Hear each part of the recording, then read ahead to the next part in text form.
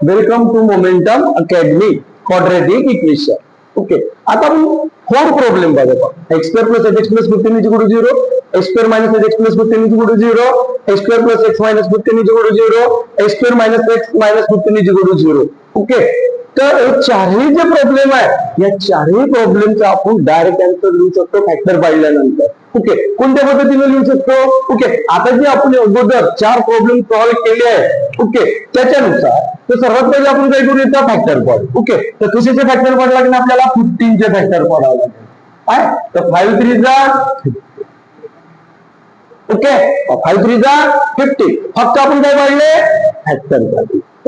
पहिला रिझल्ट काय येईल सांगा बरं. इथे जर आन्सर लिहितो म्हटलं आपण, ओके, इथे आन्सर लिहितो म्हटलं all minus 5,3.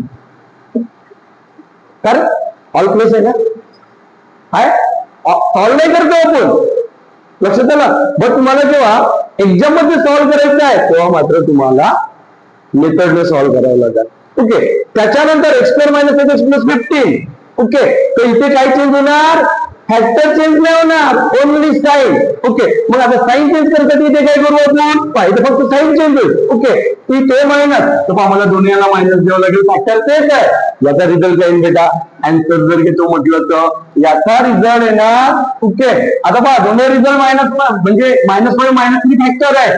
Plus 5, plus. Okay, आता आपल्याला थर्डचा रिझल्ट काढायचा आहे. आता थर्डच्या रिझल्ट साठी पहा, ओके, का फॅक्टर तेच राहील? मी साइनला कॅन्सल केलं. ओके, मग आता इथे काय? X square plus x minus 15 आहे. ओके, तर मग इथे काय करणार मी फॅक्टर मध्ये? का मी याला प्लस देणार, याला मायनस देणार. कंडिशन नुसार ज्या दोन कंडिशन सांगितल्या. ओके, मग असं जर असेल तर हा प्लस 5 आहे तर पहिला फॅक्टर, दुसरा मायनस 3 आहे, तर रिझल्ट मध्ये काय येणार? Okay, -5, plus 3.